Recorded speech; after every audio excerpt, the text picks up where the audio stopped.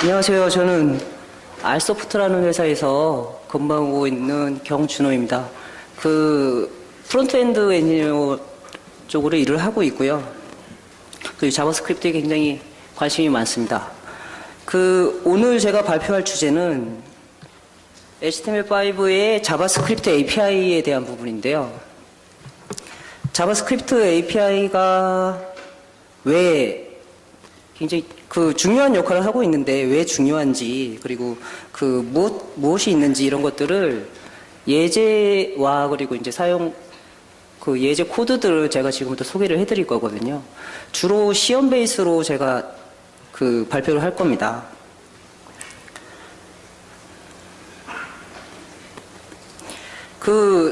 이번에 HTML5가 나온 이유는 저는 이렇게 생각하거든요.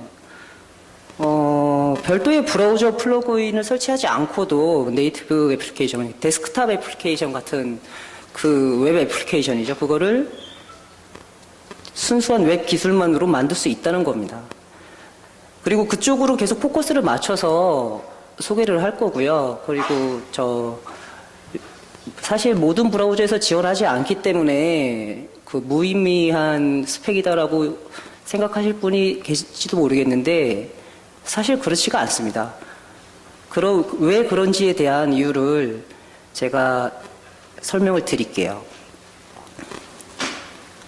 자바스크립트 API는 크게 네 가지로 분류를 했어요. 지금 보시는 것처럼 HTML5에 새로운 미디어 요소들이 들어갔죠. 이 요소들은 전부 다 자바스크립트로 컨트롤이 가능하고요. 그리고 생각지도 못했던 그런 어플리케이션들을 개발할 수 있습니다.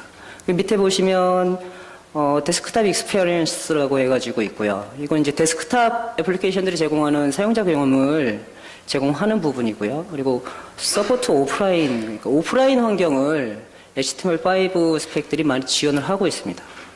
리얼타임 커뮤니케이션즈라고 해서 이제 나머지 항목들을 넣어봤는데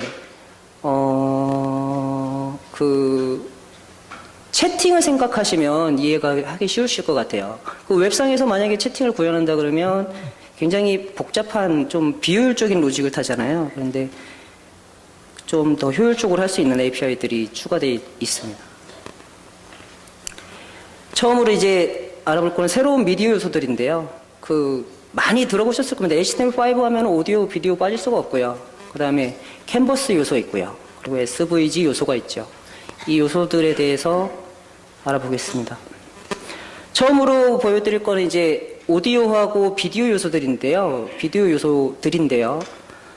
보시면 사용 방법은 굉장히 간단해요. 아까 신영석님께서 사용법이라든지 간단한 애트리뷰트 정도는 다 설명을 하셨을 겁니다.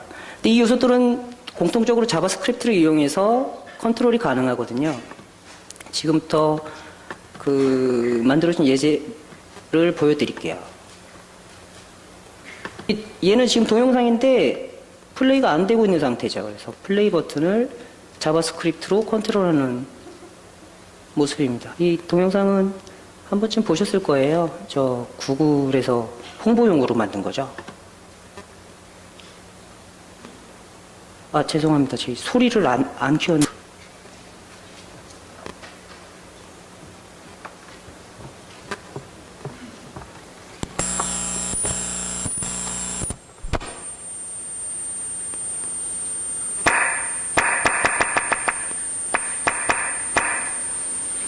들리시나요?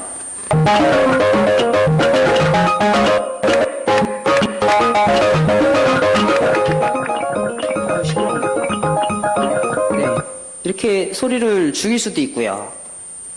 그렇습니다. 언뮤트하면 다시 소리가 나죠. 이 자바스크립트로 이제 비디오를 간단하게 컨트롤해 본 예제였고요. 옆에 보시면은 이제 오디오 요소를 집어넣었을 때의 모습인데 사실 여기에 있는 컨트롤러들은 브라우저에서 기본으로 제공하는 컨트롤러들입니다. 보시면 컨트롤이라는 애트리뷰트를 집어넣음으로써 여기 이제 기본적인 컨트롤러들이 들어가 있는데요. 사실 이 컨트롤러까지도 전부 다 자바스크립트로 제어를 할 수 있습니다. 근데 편의상 브라우저 거를 그대로 사용하고 있고요. 보시면 이 국가 같죠? 애국가입니다. 애국가. 안 나오네요. 나옵니다.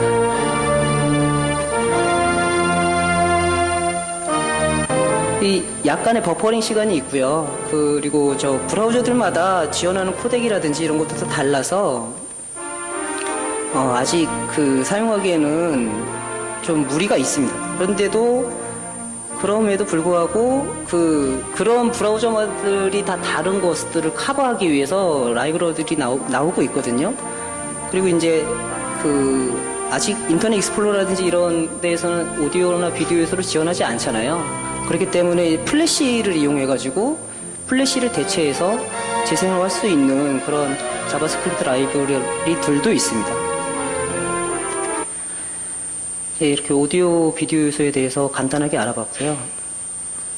다음은 캔버스입니다. 이 캔버스라는 요소는 사실 HTML5라는 키워드가 있기 전부터 존재했었습니다.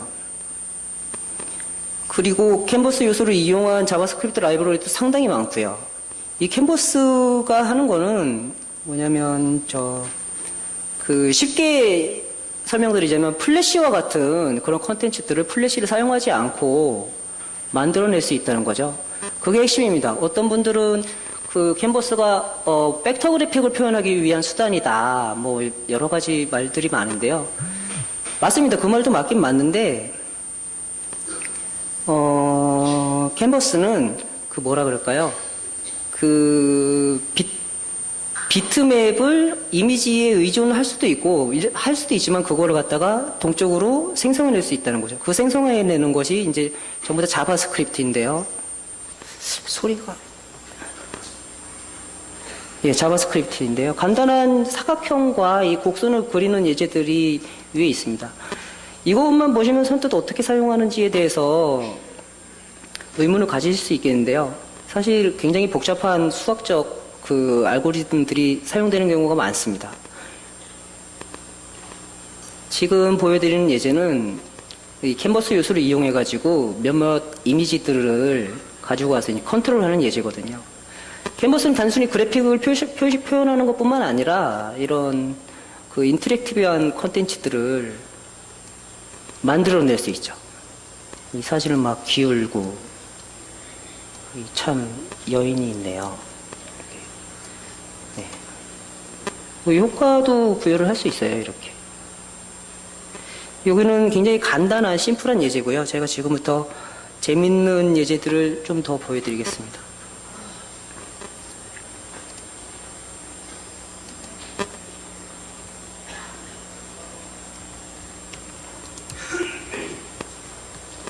이분은 거의 캔버스를 가지고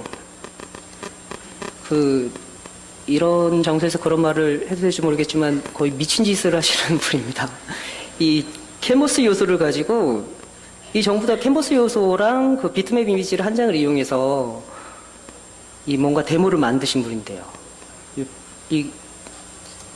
누르면 막 이상한 프로세싱을 막 하고 있죠. 근데 보면은 웹 개발자가 이런 것까지 해야 되나 하는 생각도 들어요.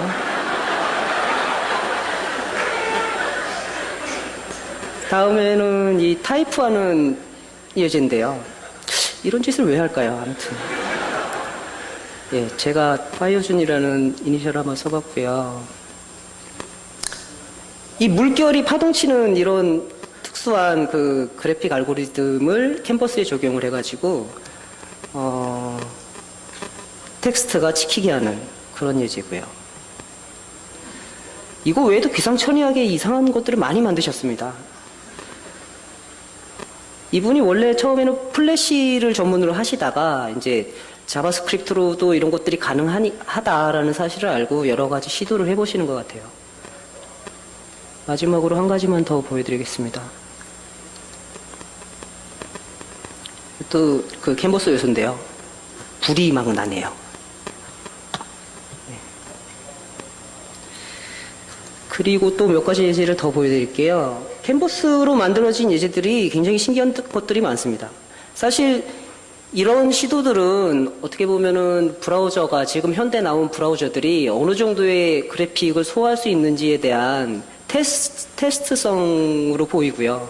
이제 이것들이 검증이 되면 실제로 이제 캔버스를 이용한 게임이라든지 아니면 플래시로 만들어진 듯한 인터랙티브한 컨텐츠들을 실제로 실무에 사용하게 될 것입니다.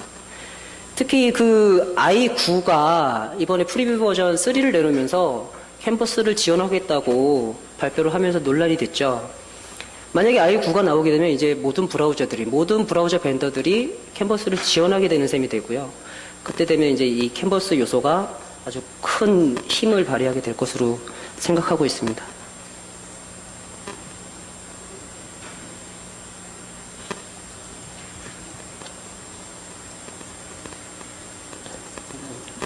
안 보여요?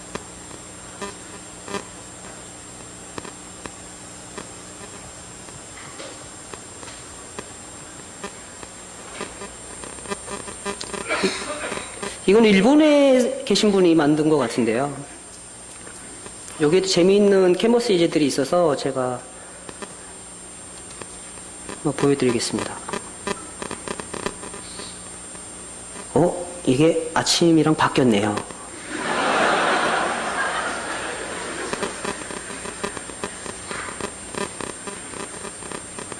보시면 자신이 작성한 코드를 왼쪽에 놓고 이 코드가 어떻게 돌아가는지를 보여주는 그런 예제 사이트거든요. 이거 말고도 굉장히 재미있는 예제들이 있었는데,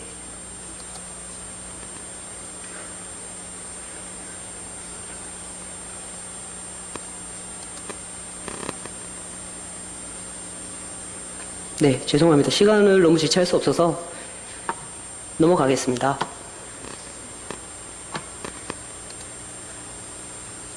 네, 그래서 캔버스를 이용하면 굉장히 인터랙티브한 콘텐츠를 만들 수 있다. 근데 이 캔버스는 오디오랑 비디오 요소처럼 리소스를 제공하는 게 아니라 자바스크립트로 콘텐츠를 만들어낸다는 거가 일반 미디어 요소랑은 좀 다른 점이라고 할 수 있겠습니다.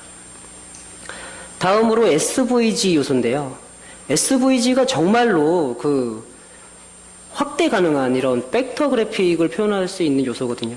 이 요소는, SVG가 무슨 뜻이냐면, 이 스케일러블 벡터 그래픽이라고 해서 확장 가능한 벡터 그래픽을 말하는 겁니다. 그래서 이 SVG는 HTML이랑 굉장히 비슷해요. 보시면 마크업 하는 게, SVG로 시작해서 이 서클이 동그라미죠. 동그라미에다가 클래스도 지정하고, 위치도 지정하고, 마우스가 다운됐을 때 자바스크립트랑 연동해서 작동을 하게 하는 이런 HTML을 마크업 하듯이 SVG 그래픽을 만들어낼 수 있다는 게 큰 특징입니다. 지금부터 SVG로 만들어진 콘텐츠를 보여드릴게요. 요거는 이제 호랑이를 SVG로 만들어 놓은 건데, 보시면은 제가 확대를 해보겠습니다.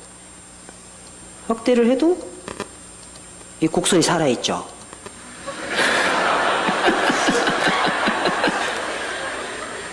네. 그래서 SVG의 콘텐츠를 넣게 되면 아무리 확대해도 깨지지 않는 선명한 콘텐츠를 삽입할 수 있습니다. 웹페이지예요. 예. 소리. 아이고, 시끄럽나요?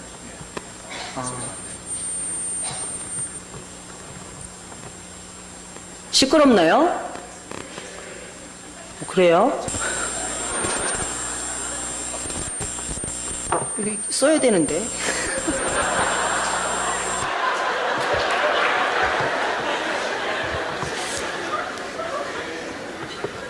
제가 이따가 또 쓰게 되면 다시 끼우겠습니다. 잠시만 참아주세요.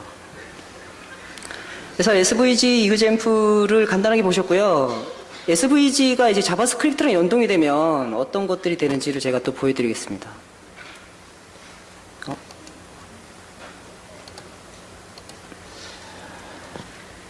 SVG가 이제 동적으로 이렇게 코드로 구성된다는 사실을 알았잖아요. 그 코드들을 이용해서 그래프를 그린다든지 하는 것들이 가능합니다.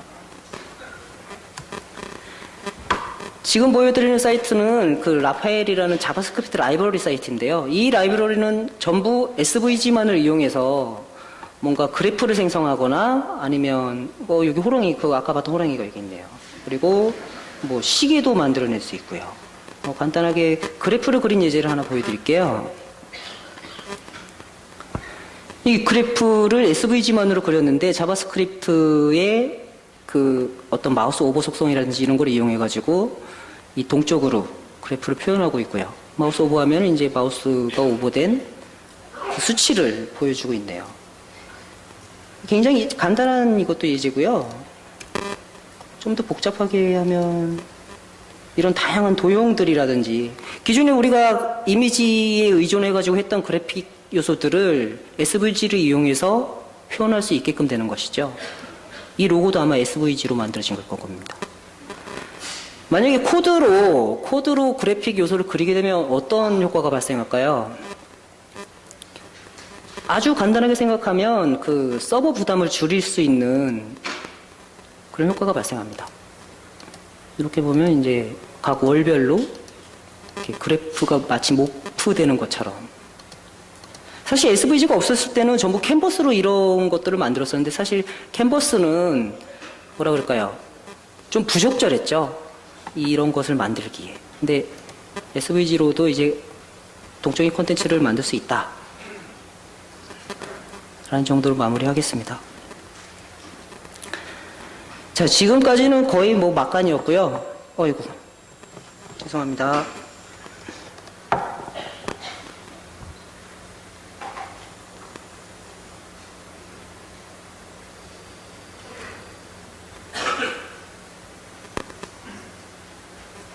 화면이 안 넘어가네요. 네. 그 데스크탑 사용자 경험을 제공하는 API들에 대해서 소개하겠습니다. 그 가장 처음으로 이제 노티피케이션즈라고 해서 그 사용자에게 뭔가 알림할 수 있는 수단과 드래그 앤 드롭, 그 마우스 드래그 앤 드롭을 말하는 거고요. 그리고 파일 API, 이 파일 API를 이용하면 로컬에 있는 파일에 직접 접근할 수 있게 됩니다. 그리고 웹 워커스라는 게 있습니다. 이거는 백그라운드에서 별도의 프로세싱을 하는 거고요.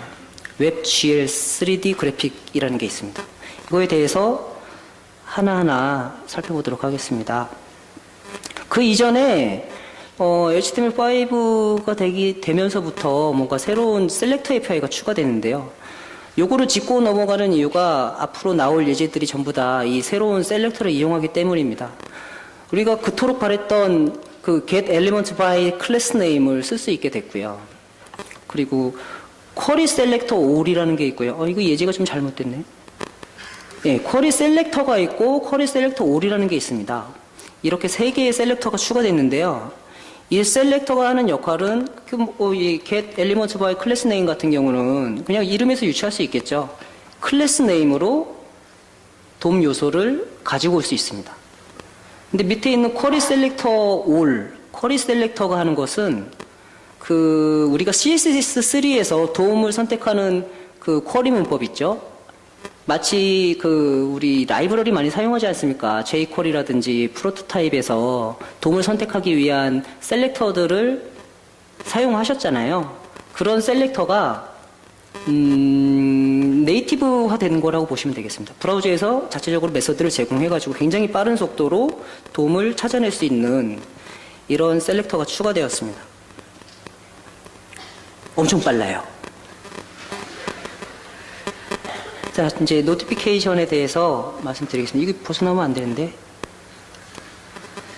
그 노티피케이션은 뭐냐면, 사실 이 기능은 구글 크롬에서만 지금 제공되고 있고요. 제가 생각하기에는 굉장히 좋은 기능이라고 생각하거든요. 이게 뭐냐면, 우리 메신저 같은 거 많이 쓰시죠? 그 메신저, 그러니까 예를 들어서 MSN이나 뭐 야후 메신저나 구글톡이나 여기에서 친구가 접속을 하거나 메시지를 받으면 어떤 현상이 일어나나요? 그 데스크탑 트레이에 이렇게 접속됐다고 이렇게 조그맣게 알려주죠. 그런 알림 장치가 이 브라우저에 생겼다고 보시면 됩니다. 이게 자꾸 자동으로 클릭이 돼요. 허용을 하게 되면 이제 지금 또 노티피케이션을 쓸 수 있는 상태가 된 거고요. 밑에 있는 예제 같은 경우는 트위터에서 자기의 가장 최근 콘텐츠를 노티피케이션 하는 그런 예제입니다. 제 트위터 계정을 한번 입력해 볼게요. 지금 노트북 상태가 좀 안 좋습니다. 막 지 마음대로 클릭이 돼요. 그래서 쇼 노티피케이션즈를 하면 잘려서 나오는군요. 이게 원래 잘려서 나오면 안 되고요. 이게 이렇게 크게 나오는 건데 그 프레젠테이션이 연결이 되면서 아마 잘려서 나오는 것 같습니다. 이 제 사진이 나오고 옆에 이제 제가 가장 최근에 트윗했던 그게 나오는데요. 이거 어떻게 끄죠? 이게 끄는 버튼이 우측 상단에 있는데 가려졌습니다. 이 창은 알림 창이라서 항상 최상단에 위치하게 되어 있는데요. 일단 그렇게 거슬리지 않으시면 그대로 진행하겠습니다. 자, 그 노티피케이션즈를 다시 말씀드리면 얘가 작동을 할 때 어떤 탭에 있든지 어떤 윈도우에 있든지 상관없이 그 서버로부터 어떠한 이벤트가 발생했을 때 사용자한테 저런 창을 통해서 즉시 알릴 수 있고 웹페이지로 접근을 하게끔 하는 그런 링크를 제공할 수 있습니다. 아직 버그가 많아 보이네요. 자, 다음은 웹워커스입니다. 웹워커스는 브라우저에 우리가 자바스크립트로 굉장히 무거운 계산을 하거나 했을 때 브라우저가 먹통되는 경험을 한번 해보셨을 거예요. 그러니까는 먹통이라고 표현해서 좀 그런데 뭐라 그럴까요? 이렇게 좀 블링크되는 아예 브라우저가 응답 없음 현상이죠. 그런 현상을 많이 보셨을 겁니다. 특히 그 배열이 아주 큰 거라든지 이런 것들을 자바스크립트로 연산하고자 할 때 브라우저가 아예 죽어버려요. 그러면은 마우스 이벤트라든지 그 페이지 내 콘텐츠가 아예 작동 안 하는 상태가 되거든요. 이거는 브라우저 그 자바스크립트에게 아주 무거운 연산을 시켜버려서 나타나는 현상입니다. 워커스라는 건 뭐냐면 이 백그라운드에서 자바스크립트 연산을 도와주는 일종의 스레드라고 보시면 될 겁니다. 그 브라우저가 OS 레벨에서 스레드를 하나 생성한 다음에 거기에서 자바스크립트를 연산을 하고 연산된 결과를 돌려줄 수 있거든요. 이 워커스를 이용하게 되면 가능하면 제가 지금 이제 이 예제를 보여드릴 텐데요. 사용법은 뭐 워커 한 다음에 자바스크립트 파일을 별도로 작성을 하셔야 돼요. 그런 다음에 경로를 입력해서 인스턴스를 생성하고 온 메시지를 통해 결과를 받을 수 있습니다. 굉장히 사용법은 간단하고요. 밑에 있는 예제는 구글맵입니다. 구글맵인데 그 구글맵이 있는데 이 found route 이 뭐 경로 찾는 것 같아요. 경로를 워커랑 같이 찾는 거랑 그리고 이제 그 워커를 이용하지 않고 찾는 방법을 두 가지를 시연하겠습니다. 지금 이렇게 이게 맵을 제가 드래그를 하고 있는데 잘 움직이죠. 근데 찾는 과정과 동시에 제가 맵을 막 움직여 볼게요. 이렇게 맵을 막 움직이면서 워커가 백그라운드에서 지금 계산하고 있어요. 연락 계산을 하고 있는데 엄청 느리네요.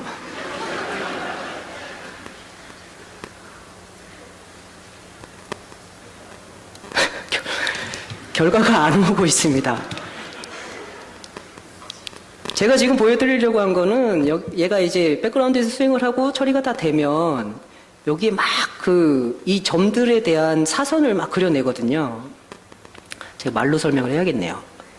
자, 이제 without worker, without 그러니까 자바스크립트만으로 연산을 한번 실행해 보겠습니다. 이 맵이 안 움직이는 모습을 볼 수 있죠. 지금 브라우저가 이게 이제 왔나 보네. 둘이 같이 왔습니다, 이게. 아무튼 그래서 무거운 계산을 브라우저 메인 자바스크립트에 영향을 주지 않고 배경에서 계산을 한 결과를 받아올 수 있습니다. 지금 네트워크 상황이 별로 안 좋아서 그럴 수 있으니까요. 양해 부탁드리고요. 뭐 이렇게 해서 워커 사용 방법은 어느 정도 아셨을 것 같고, 다음은 드래그 앤 드랍입니다. 사실 드래그 앤 드랍은 API가 있기 전에도 자바스크립트만으로 구현할 수 있었어요. 마우스 다운이나 마우스 무브, 마우스 업 같은 이벤트만을 가지고 드래그 앤 드랍을 구현을 했었었죠. 그런데 아까 보셨듯이 이제 그 자바스크립트로 인해서 이 브라우저가 목통이 된 상태에서는 이벤트를 전부 놓쳐버립니다. 그렇게 되면은 오작동이 발생하고, 그런 오작동들은 궁극적으로 막을 수 있는 수단이 없기 때문에 잘 사용되고 있지 않았죠. 근데 이렇게 드래그 앤 드롭 API가 생김으로써 좀 더 안정적으로 드래그 앤 드롭을 웹페이지에서 구현할 수 있게 되었습니다. 지금 옆에 보시면은 이미지도 있고 텍스트도 있고 그런데요. 얘가 이제 드롭 에어리아예요. 이 소스 데이터에서는 드랍된 결과를 보여줄 것입니다. 이미지를 이렇게 갖다 놓으면 이미지가 나오고, 경로와 또 경로가 나오네요. 그리고 텍스트의 일부분을 드랍을 해 놓으면 제가 긁었던 텍스트만을 보여주고 어떤 형식이다라고 알려주죠. 요거는 아예 텍스트 자체에 뭔가를 구분하는 것 같은데, 이건 저도 잘 모르겠어요. 자, 드래그 앤 드롭 API가 사실 웹페이지 내에서 뭔가를 드래그 앤 드롭 하는 그것만으로 의미가 있는 게 아니라, 드래그 앤 드롭이 가장 빛을 발하는 것은 그 배경화면에 있는 파일을 웹페이지의 특정 영역으로 드래그 앤 드롭 할 수 있다는 겁니다. 이것도 제가 지금 보여드릴게요.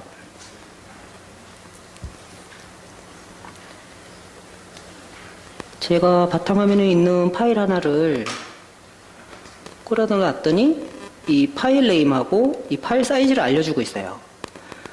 이것은 요 바로 다음에 소개할 파일 API라는 것 때문인데요. 드래그 앤 드랍과 파일 API를 이용하면 드래그 앤 드랍만으로 파일을 복수를 선택해서 서버로 업로드하는 것이 가능해집니다. 파일 API에 대해서 말씀드릴게요. 파일 API는 로컬에 있는 파일을 바이너리까지 분석할 수 있게끔 해주는 API거든요. 보시면 되게 간단해요. 밑에 있는 게 예제인데요. 이 예제가 이 인풋에 변화가 생겼을 때 이제 함수가 작동하게 되어 있습니다. 디스 파일즈라고 접근을 하면 요소잖아요. 요소에 디스 파일즈라고 접근을 하면 여기에 얘가 가지고 있는, 이 인풋이 가지고 있는 파일들을 목록을 반환을 해요. 그러면 이제 여기서 i라고 루프를 돌면서 지금 파일의 이름하고 사이즈하고 타입을 가지고 오는 예제네요. 제가 파일을 하나 선택해 보겠습니다.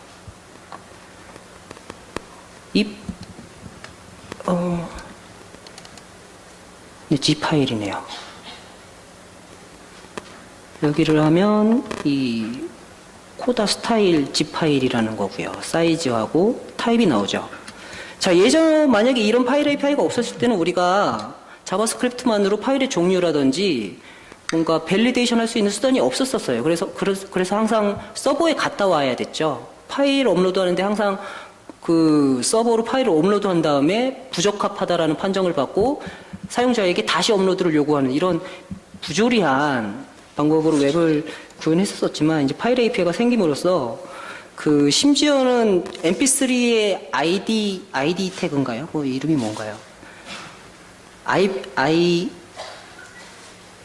ID3죠. ID3라든지 JPG의 EXIF라고 하나요? 요런 거 같이 분석을 해서 서버 업로드 하기 전에 뭔가 프로세싱을 할 수 있습니다. 좀 더 응용하게 되면 아까 소개시켜드렸던 캔버스 요소를 이용하잖아요. 그럼 캔버스 요소에다가 로컬 파일을 액세스할 수 있으니까 파일을 넣고 특정 영역을 클리핑해가지고 클리핑된 영역만을 업로드하는 게 가능해집니다. 예를 들어서 미투데이라 기타 프로필 사진을 업로드하는 서비스를 써보신 분들은 알겠지만, 이미지를 올리면 이미지의 원하는 영역만을 클리핑해서 올리는 게 웹으로 구현되어 있는 걸 많이 보셨을 거예요. 근데 그 과정이 굉장히 복잡합니다. 이미지를 업로드하고 서버는 유효한지를 체크한 다음에 그 이미지 이제 클리핑하는 영역을 자바스크립트로 영역을 잡아서 그 좌표를 또 서버를 주면 서버가 그걸 클리핑하고 완료되거든요. 그게 서버에서 벌써 2번이나 통신이 일어났어요. 그런 게 아니라 지금 이렇게 이용하면은 서버랑 통신하기 이전에 데이터를 가공을 해서 업로드하는 게 가능해지는 거죠. 자, 다음으로 WebGL을 보여드릴 건데요. 이 WebGL은 사실 브라우저에 구현되어 있지 않습니다. 지금 그러니까는 그 안정적인 버전으로 나온 브라우저에는 구현되어 있지 않고요. 아직도 개발 진행 단계에 있는 그런 건데, 그래서 지금 안 나와요. 이 데모는 이 브라우저에서 볼 수 없대요. 그래서 제가 알파 버전의 브라우저를 실행해가지고 저 데모를 보여드리겠습니다. 지금 크롬 알파 버전인데요. 슬라이드 16번이죠.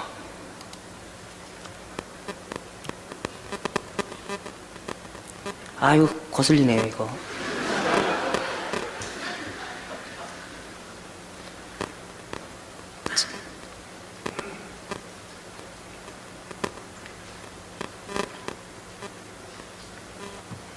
네, 밑에 뭔가 나타났습니다. 지금 온라인 네트워크 상태가 지금 별로 안 좋아서요. 많이 느릴 거예요. 제 로드가 완료됐고요. 지금 브라우저에서 제공하는 WebGL이라는 API를 이용해가지고 구현되는 3D 그래픽입니다.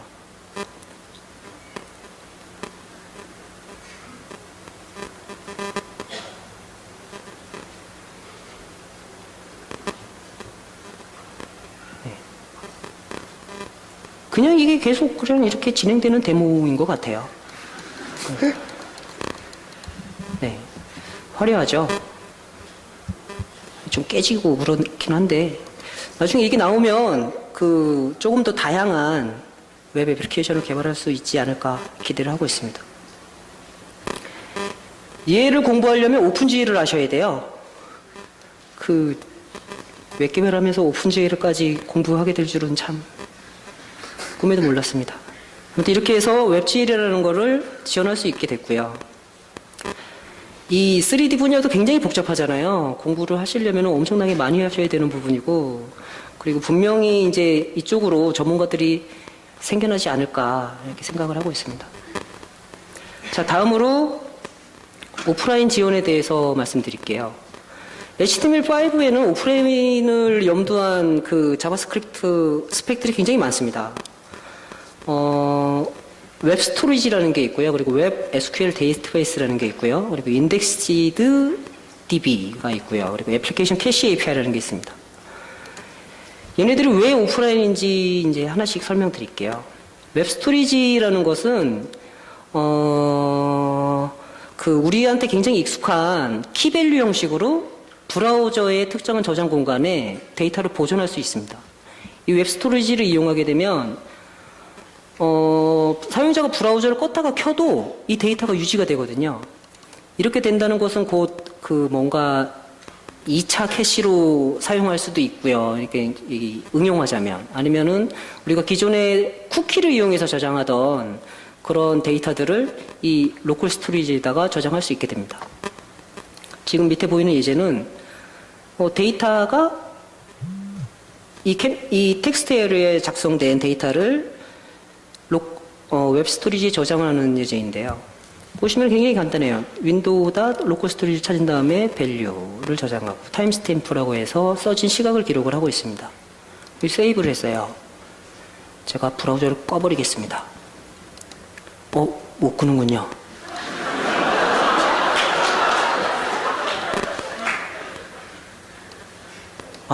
얘는 여기서 끄죠? 브라우저를 제가 완전히 종료하겠습니다.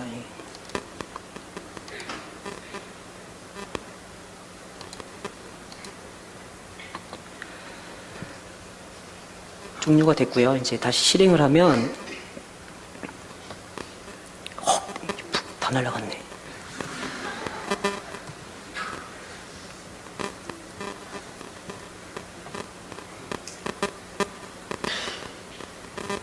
아휴, 죄송합니다. 저장이 안 돼 있어요.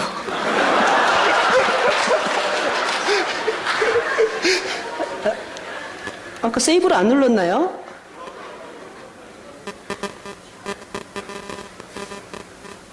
지금 뭔가 이상이 있는 것 같습니다. 죄송합니다. 원래 이렇게 저장이 돼 있으면 그 텍스트가 그대로 박혀 있는 예제거든요.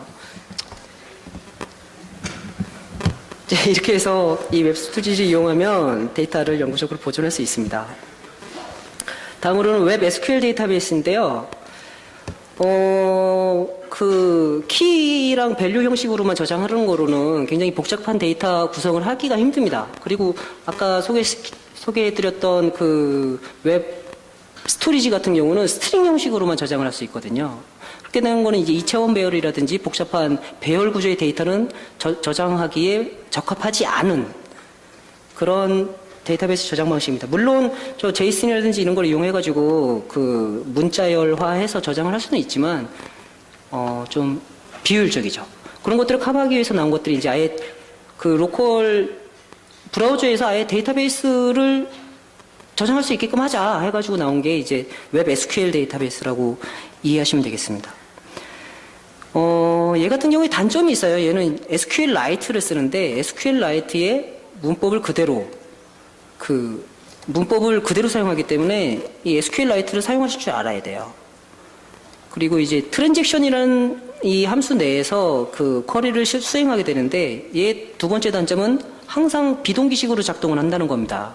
비동기식으로 작동한다는 것은 이 라인을 실행했을 때 즉시 결과가 나오는 게 아니라 처리하는데 시간이 걸린다는 거죠.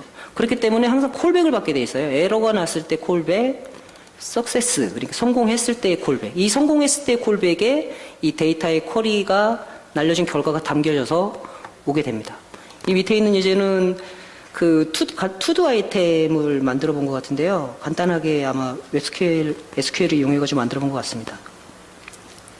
제가 새로운 투두 아이템을 만들어 볼게요. 이게 왜 자꾸 그래. 테이블을 만들어야죠, 먼저. 제 테이블을 만들었습니다. 그리고 테스트2라는 아이템을 집어넣었어요. 또 안 되면 어떡하죠? 리플레시 한번 해보겠습니다. 네, 데이터가 저장돼 있죠. 이것은 브라우저를 아까 그 웹 스토리지와 마찬가지로 브라우저를 껐다 켜도 영구적으로 브라우저 저장 공간에 보존되어 있습니다. 주의해야 할 점이 있는데요. 브라우저를 하나만 쓰면 상관없겠지만 그 파이어폭스라든지 뭐 크롬을 막 번갈아서 스위칭하면서 쓰시는 분들한테는 이 데이터가 동일한 데이터가 나온다는 보장이 없죠. 왜냐하면 브라우저에서 제공하는 스토리지에 저장되기 때문에. 그래서 이 로컬의 데이터베이스를 이용하실 때는 그런 점을 염두에 두시고 작업을 하셔야 됩니다. 그리고 인덱시드 DB라는 게 있습니다. 인덱시드 DB라는 거는 아직 그 사파리하고 W3C에서 이제 밀고 있는 브라우저 딴 데이터베이스인데요. 아까 말씀드린 SQL 데이터베이스보다는 훨씬 사용법이 자바스크립트답습니다. 보시면은 이 오픈하는 것들이 일반 자바스크립트 메서드 호출하듯이 복잡한 쿼리가 없고요. 하듯이 할 수 있고, 만약에 이 데이터베이스의 버전이 맞지 않으면 뭔가 마이그레이션을 하는 예제인데요. 이렇게 해서 DB 인스턴스에서 오픈 인덱스 한 다음에 북 뭐죠? 이거 키에 이 프레드라는 사람의 값을 가지고 오네요. 가지고 오는 내용이네요. 그래서 매칭하는 게 있으면 뭔가 리포트를 하고 아니면 널을 합니다. 아까 그 SQL 같은 경우는 뭐랄까요? 좀 자바스크립트답지 않았는데 인덱스 DB는 굉장히 자바스크립트다운 그런 모습으로 브라우저에서 로컬 데이터베이스를 쓸 수 있습니다. 근데 문제는 뭐냐? 지금 웹 SQL 데이터베이스 같은 경우는 구글하고 이제 여타 HTML5 그룹에서 공식 명세로 잡고 밀고 있어가지고 구현이 잘 돼 있는데 인덱스DB 같은 경우는 아직 완전 개발 단계라고 보시면 돼요. 아직 그 어떠한 브라우저에서도 지원하고 있지 않고 파이어폭스 알파 버전에서 아마 제대로 사용할 수 있을 겁니다. 현재 만약에 인덱스DB를 체험해보고 싶으시면 파이어폭스에서 실행해보시면 됩니다. 마지막으로 그 애플리케이션 API인데요. 애플리케이션 API가 하는 역할은 오프라인, 아까 사실 웹스토리지라든지 SQL 데이터베이스든 인덱스티브나 전부 다 오프라인에서 데이터에 접근할 수 있습니다. 왜냐면은 데이터가 브라우저에 있으니까요. API도 브라우저가 제공하고. 그러니까는 온라인 상태가 아니라도 그런 데이터베이스를 쓸 수 있는 상태거든요. 자, 그런데 그런 데이터베이스를 쓰려면 웹상에 있는 자바스크립트 리소스라든지 그런 인터페이스를 제공하기 위한 이미지라든지 CSS를 가지고 와야 되는데 그 오프라인이면 말짝 헛거 아닙니까? 그래서 나온 게 그 애플리케이션 API, 캐시 API라는 녀석인데 이 녀석을 이용하면 그 웹페이지 내 핵심 그 UI 요소라든지 핵심 자바스크립트 리소스 같은 것들을 브라우저의 저장 공간에 캐시를 할 수가 있어요. 지금 보시면 이건 굉장히 간단한 예제인데 소스의 리뷰를 C, PNG하고 로직 JS를 담아둬라. 그러면은 오프라인인 상태에서도 이 파일의 액세스가 가능해지고요. 가능해져서 이제 페이지가 그려지면 그 로컬 데이터베이스라든지 이런 데 접근을 해서 데이터를 생산하거나 불러내서 뭐 재가공하는 것들이 가능해지겠죠. 자, 여기에서는 이제 필수적으로 필요한 것들이 그 백그라운드에서 저 서버에 있는 데이터베이스와 싱크를 하거나 하는 이런 추가적인 로직이 필요하게 될 것입니다. 이 애플리케이션 캐시 API는 이거보다도 더 복잡한 예제들이 있는데요. 그 오늘 나가실 때 가이드북을 한 권씩 다 드릴 거예요. 그 가이드북에 자세한 유즈 케이스들이 나와 있습니다. 그래서 지금 여기는 캐시라고 해가지고 무조건 담는 것만 나와 있는데 두 가지 조건이 더 있어요. 그 온라인이 됐을 때만 접근 가능한 URL들을 명시를 해서 만약에 오프라인인 상태에서 그 명시되어 있는 URL로 접근을 하게 했을 때 오류가 나지 않고 우회합니다. 그런 조건도 있고요. 그리고 이제 폴백이라고 해가지고 온라인 상태에서 접근한 URL을 접근했을 때 이 대치되는 페이지를 지정할 수도 있어요. 이렇게 함으로써 그 애플리케이션이 오프라인을 지원하게 됩니다. 그런데 HTML5에서 왜 오프라인을 그렇게 지원하려고 노력을 하고 있을까요? 일단 우리나라 같은 경우는 뭐 24시간 인터넷에 자유자재로 연결할 수 있는 환경이기 때문에 뭐 그렇게 크게 중요하게 생각되지 않을 수 있겠지만 그 상대적으로 저 모바일이라든지 아니면 우리나라 말고 굉장히 인터넷 환경이 열악한 국가에서는 패킷이 돈입니다. 그런 사람들한테는 최대한 뭐라 그럴까요? 그 기존의 인터넷이 가지고 있던 부조리한 부분들을 일정 부분 돈을 아낄 수 있다고 보시면 되겠죠. 그리고 오프라인을 지원함으로써 오프라인을 꺼놓은 상태에서도 작업을 할 수 있는 이런 부가적인 장점도 생깁니다. 자, 다음으로 그 리얼타임 커뮤니케이션이라는 마지막 단계인데요. 리얼타임 커뮤니케이션즈에서는 제가 서버 센트 이벤트라는 걸 집어넣고요. 그리고 웹소켓, 그리고 지오로케이션이라고 해서 집어넣습니다. 지오로케이션은 사실 여기 들어가면 안 되는 건데 어디 딴 데 넣을 데가 없더라고요. 그래서 넣습니다. 죄송합니다. 서버 센트 이벤트는 뭐냐면 그 일종의 푸시 기술입니다. 서버에서 브라우저에 어떠한 특정한 상황을 알리고 싶은데 사실 그거를 구현하려면 자바스크립트가 서버에 계속 체크를 해야 돼요. 루프를 돈다든지 아니면 시간 단위로 계속 어떠한 특정 URL에 접근을 해서 그 변동사항이 있는지를 검사를 하고 그 응답으로 사용자한테 변동사항이 있음을 알렸습니다. 기존 로직은 그래요. 근데 서버 센트 이벤트를 사용하게 되면 지금 여기 이제 소스를 보시면은요, 이 이벤트 소스라고 해가지고 이벤트를 받을 그 주소를 하나 지정을 합니다. 그리고 온 메시지는 이 이벤트로부터 응답이 오면 데이터를 처리하는 부분이거든요. 이렇게 이 이벤트를 받을 수 있는 서버단 주소를 별도로 만들어 놓고 이 이벤트가 발생했을 때에만 사용자에게 뭔가 사실을 알리거나 아니면은 애플리케이션이 특정한 행동을 할 수가 있습니다. 지금 이 서버는 이 예제는 PHP로 작성이 되어 있는데요. PHP 쪽에 헤더는 항상 그 텍스트 슬래시 이벤트 스트림이라는 헤더를 그 마임 타입을 가져야 되고요. 데이터는 어떻게 던지느냐? 이 스트링으로 데이터 땡땡 한 다음에 이게 PHP에서 타임이 뭐냐면 시간값입니다. 뭐 막 숫자로 막 나열되어 있는 게 들어가요. 그래가지고 다음 줄로 내린 다음에 응답을 하면 이 서버로부터 이벤트를 받을 수 있습니다. 여기는 한 가지 더 추가적으로 작업에 대한 게 있는데 롱폴링이라고 해서 제가 나중에 소개해 드릴 텐데 코멧이라는 새로운 기술이 있어요. 기술이라기보다는 일종의 라이브러리인데 이 코멧이라는 녀석이 하는 역할이 뭐냐면 코멧이라는 게 하는 게 역할이 뭐냐면 서버로부터 어떠한 이벤트가 있을 때 바로 응답해 주는 거거든요. 그러니까는 제가 설명을 간략하게 말씀드리면 보통 HTTP 리퀘스트가 어떤 방식으로 이루어지나요? 브라우저가 리퀘스트를 날리고 서버가 응답을 받고 그 다음에 응답을 다시 돌려주면서 하나의 리퀘스트가 발생하지 않습니까? 그런데 리퀘스트를 날리고 서버가 이 응답을 잡고 안 놔주는 거예요. 계속 안 놔주고 있다가 뭔가 이벤트가 발생하면 응답을 함으로써 실시간으로 데이터를 마치 실시간으로 돌아가는 것처럼 구현이 될 수 있습니다. 밑에 제가 콘솔에다가 스트링을 한번 해볼게요.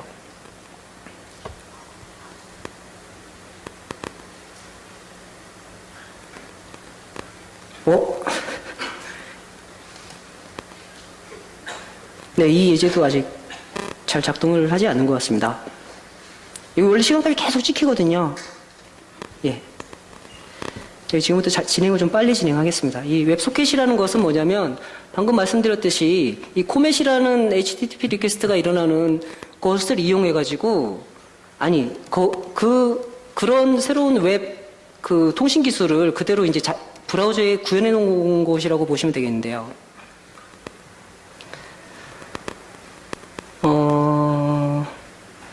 이 웹소켓은 진정한 양방향 통신입니다. 서버하고 브라우저 간에 사실 브라우저는 서버가 아니잖아요. 브라우저한테 뭔가 일을 시키려면 아까 말씀드렸던 것처럼 이렇게 루프를 돌면서 수행을 할 수밖에 없었는데 얘를 이용하게 되면은 브라우저가 원할 때 클라이언트를 업데이트할 수 있고 그리고 클라이언트뿐만 아니라 서버가 안다는 거는 곧 상대방 클라이언트도 어떠한 상황을 측정할 수 있는 상태가 되는 거거든요. 그래서 웹소켓은 실시간 인터랙션이 일어나는 채팅이라든지 웹 채팅을 기존에는 막 액티브엑스나 플래시 이런 거 이용해가지고 많이 구현을 하는데 웹소켓을 이용하면 그런 채팅과 같은 애플리케이션을 만들 수 있습니다. 다음으로 지오로케이션인데요. 지오로케이션은 브라우저에서 사용자의 위치 정보를 웹 애플리케이션이 쓸 수 있게 하는 그런 API입니다.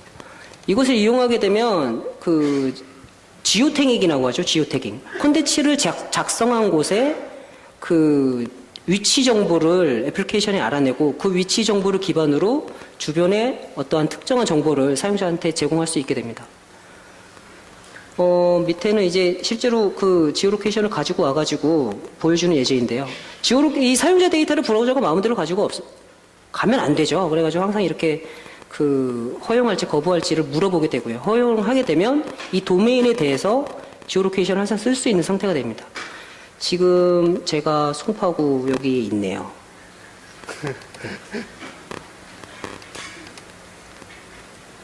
자, 이렇게 해서 자바스크립트 API에 대해서 모두 알아보았고요.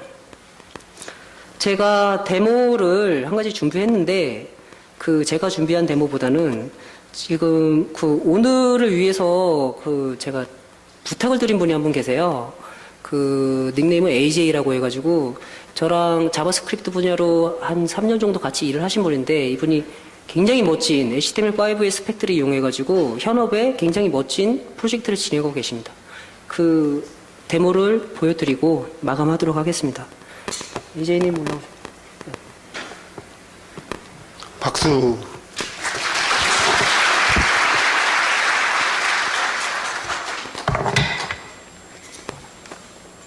시간이 되게 많이 늦어졌죠. Q&A를 줄이도록 하겠습니다.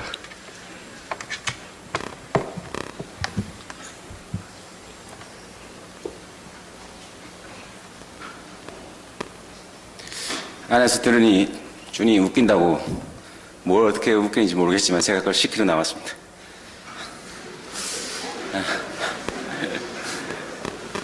추가해준 과제는 프렌즈 KR이라고 하는 웹 프론트엔드 디벨로퍼 그룹의 일원이고요. 좀 마지막에 좀 뭔가 효과적이고 좀 기억에 남을 만한 그런 대목 없겠냐 해서 제가 부탁을 받았습니다.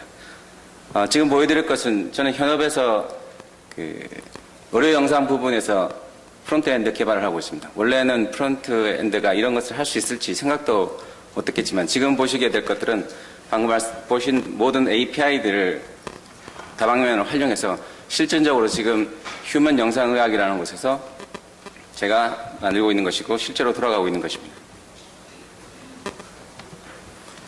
먼저 재미없게 보이는 이것을 설명하기 전에 간략하게 이 의료 영상기기의 그 포맷에 대해서 말씀드리자면 폴더 밑에 폴더가 있고 폴더 외에 또 파일이 있는 것 같은 키 밸류가 하이라키컬하게 이렇게 계속해서 담겨져 있고 그 밑에 각종 압축 방법으로 이미지가 이렇게 들어 있습니다.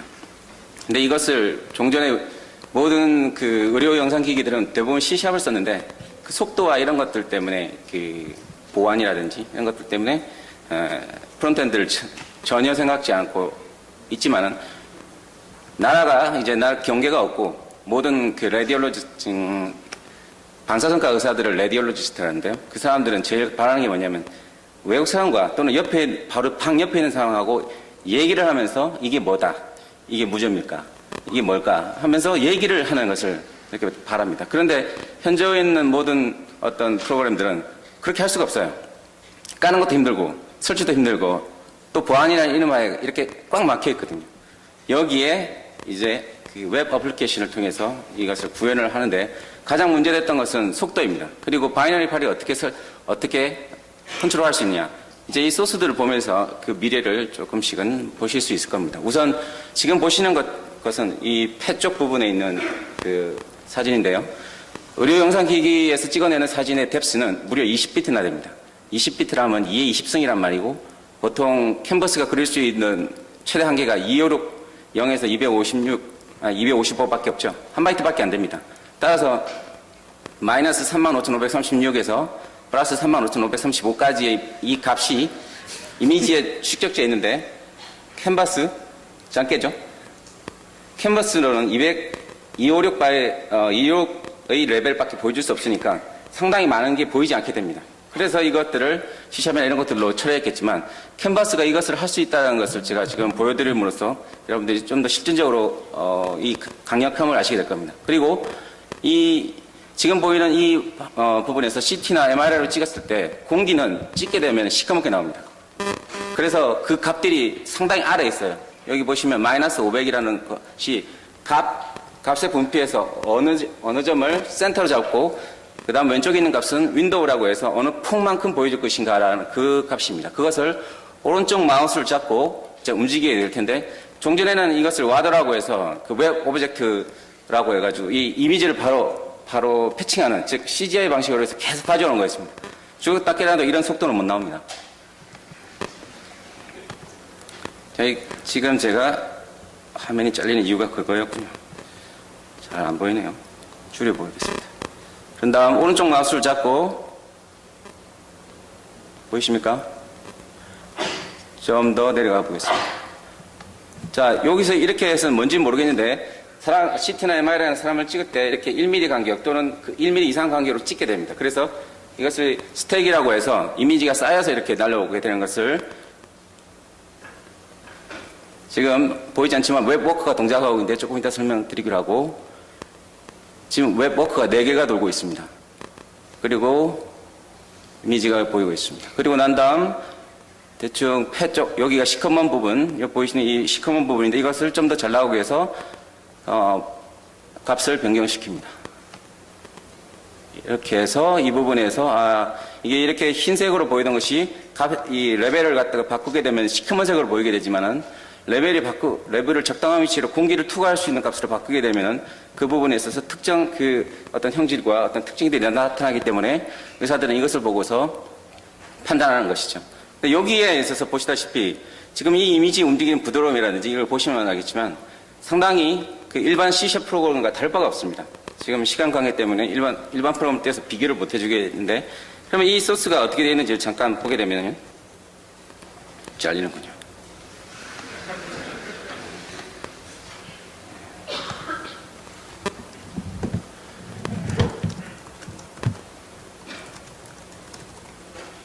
우선 이쪽 그 프로그램에서 이 워커를 이제 호출을 하게 되는데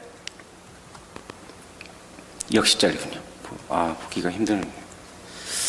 화면에 나오질 않습니다. 여기 워커야.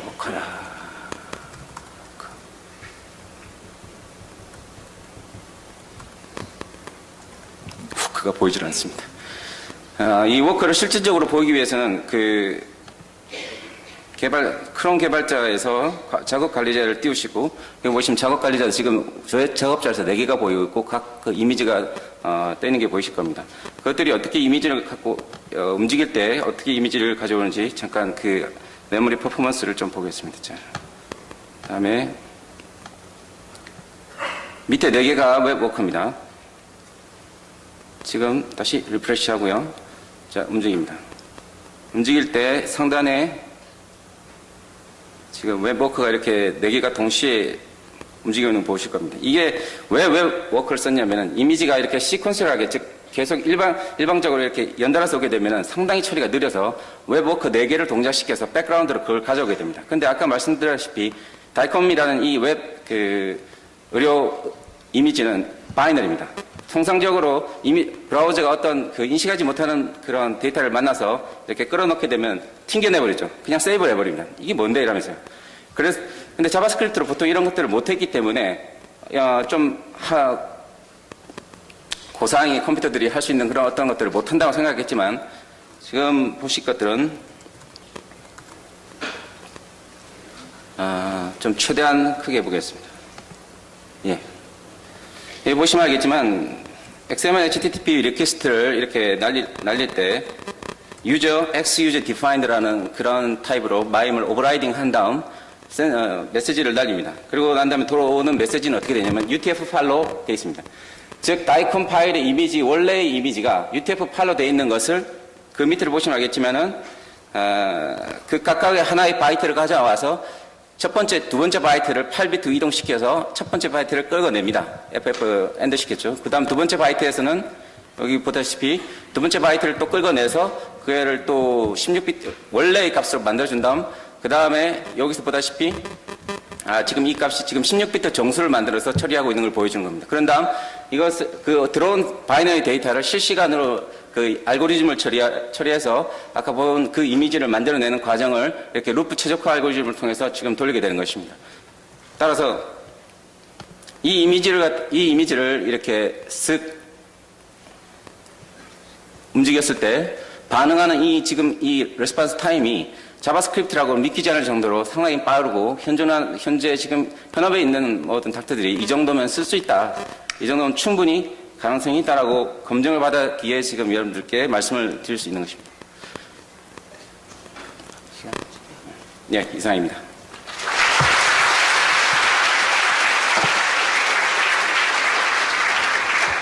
네, 이상으로 자바스크립트 API에 대해서 마치겠습니다.